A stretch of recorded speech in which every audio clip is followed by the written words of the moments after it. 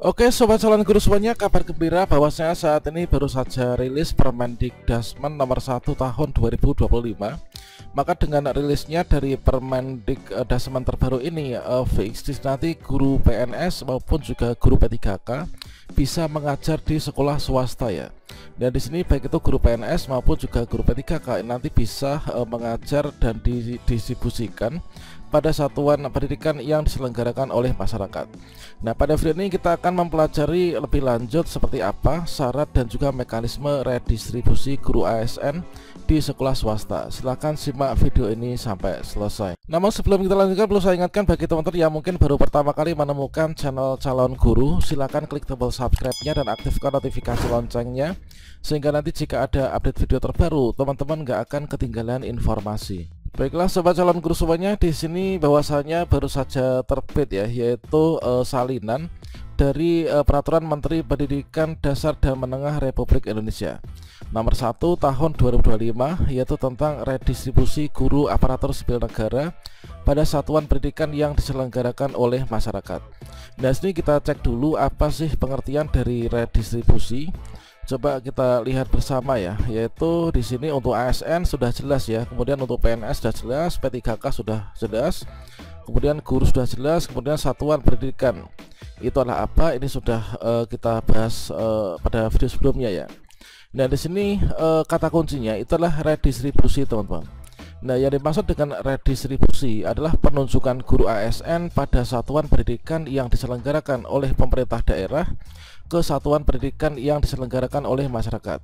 Atau mungkin dapat dikatakan dengan kata lain gini ya, yaitu guru ASN baik itu PNS maupun juga P3K yang awalnya penempatannya itu adalah di sekolah-sekolah negeri, ini bisa ditempatkan di sekolah-sekolah swasta atau milik yayasan ya. Atau mungkin kalau misalkan zaman dulu itu istilahnya itulah DPK, teman-teman, atau diperbantukan. Kemudian kita cek untuk syarat dan juga ketentuan dan juga aturannya. Nah, di sini kita lihat pada bab kedua. Nah, pada bab kedua ini adalah membahas tentang redistribusi guru aparatur sipil negara, yaitu pada bagian ke-1 terkait tentang sumber daya guru, yaitu di pasal 2. Guru ASN itulah terdiri dari guru PNS dan juga guru P3K. Nah, selanjutnya di ayat 2-nya, guru ASN sebagaimana dimaksud di ayat 1 ini, yaitu terdiri dari guru PNS maupun juga guru P3K, ini dapat diredistribusi ya pada satuan pendidikan yang diselenggarakan oleh masyarakat alias di sekolah swasta ya.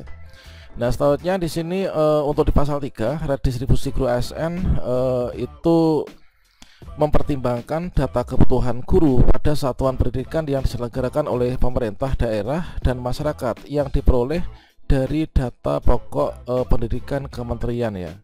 Kemudian kita lihat pada kriteria guru di pasal 4 ya, yaitu untuk guru PNS yang diredistribusi itu syaratnya seperti apa. Nah, di sini harus memenuhi kriteria sebagai berikut ya, yaitu yang pertama memiliki kualifikasi akademik S1 atau D4.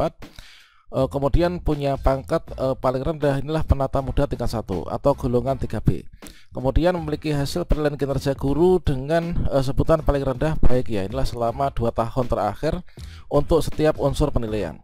Kemudian sehat jasmani rohani, kemudian juga tidak pernah dikenai hukuman, kemudian tidak sedang menjadi tersangka. Nah, ini adalah untuk yang syarat PNS bisa redistribusi.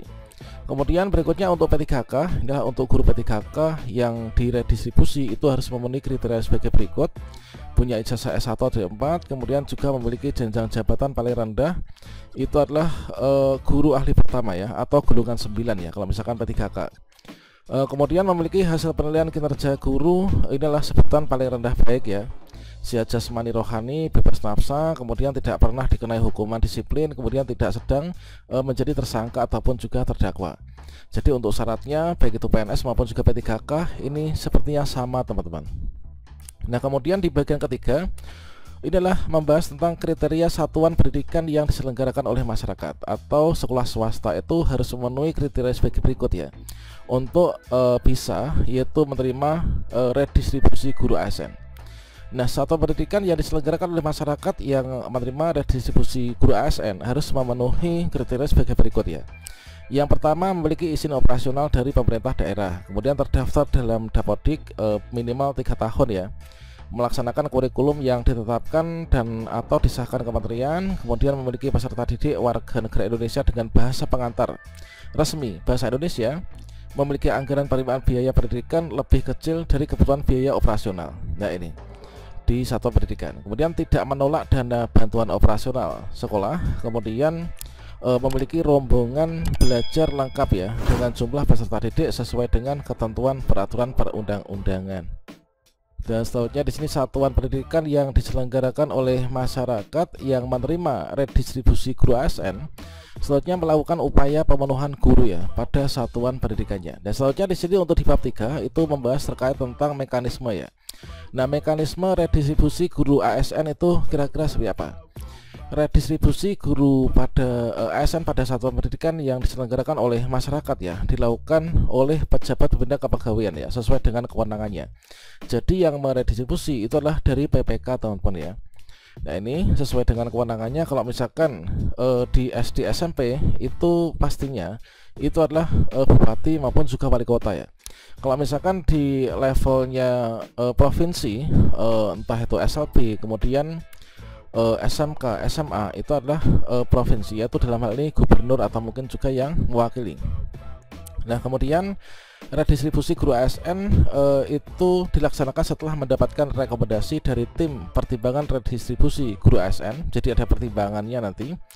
Kemudian tim pertimbangan guru redistribusi guru ASN itu terdiri dari atas unsur yang pertama Dinas Pendidikan daerah provinsi ya, kemudian juga Dinas Pendidikan daerah kabupaten maupun juga kota sesuai dengan kewenangannya. Kemudian juga badan yang menangani urusan kepegawaian. Dalam hal ini biasanya itu BKD ataupun juga BKPSDM atau BKPP ya. Nah ini inilah sesuai dengan kewenangannya. Kemudian tim pertimbangan redistribusi guru ASN ini adalah ditetapkan oleh pejabat pembina kepegawaian sesuai dengan kewenangannya. Kemudian di bab keempat yaitu pengelolaan kepegawaian guru ASN. Terkait tentang beban kerja.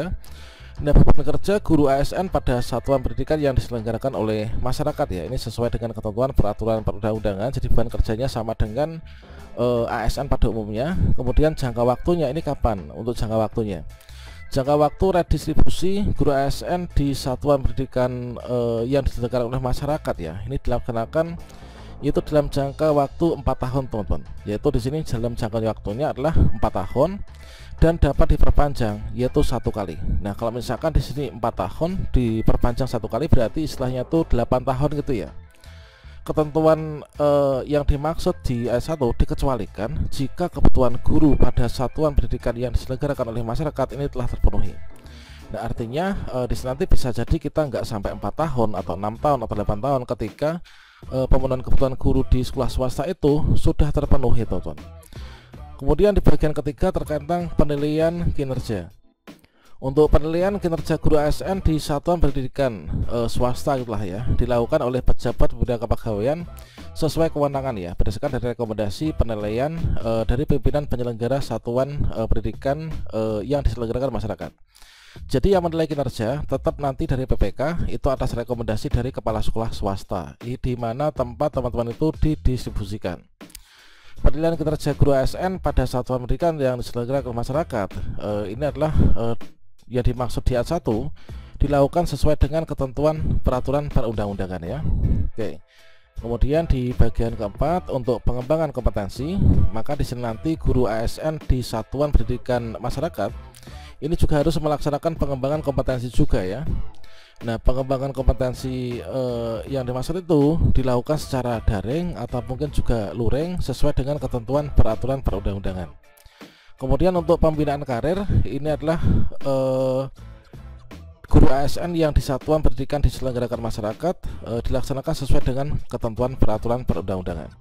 Kemudian untuk pelaporan, pengawasan dan pengendalian ya di sini dari pemerintah daerah melaporkan pelaksanaan redistribusi guru ASN kepada menteri melalui pejabat pimpinan tinggi media yang membidangi guru ya. Kemudian selanjutnya kementerian melakukan pengawasan dan pengendalian terhadap redistribusi guru ASN sesuai dengan ketentuan. Kemudian untuk hasilnya di sini nanti menjadi bahan evaluasi dan juga perumusan kebijakan dari guru ASN untuk yang selanjutnya. Nah, kemudian untuk ketentuan lebih lanjut nanti akan di sini disampaikan ditetapkan oleh menteri ya. Kemudian di sini sudah mulai berlaku teman-teman, yaitu peraturan menteri ini berlaku pada saat tanggal diundangkan. Kalau misalkan kita lihat tanggal diundangkannya itu adalah di Jakarta tanggal 14 Januari 2025. Berarti di sini sudah berlaku ya. Nah ini adalah mungkin teman-teman yang kemarin dari sekolah swasta ingin kembali ke sekolah swasta mengajarnya itu kan dari Bapak Menteri, itu sepertinya kan disetujui ya. Di sini sudah ada Permendikdasmen. Demikian, semoga bermanfaat ya. Ini sekedar informasi saja untuk teman-teman. Wassalamualaikum warahmatullahi wabarakatuh.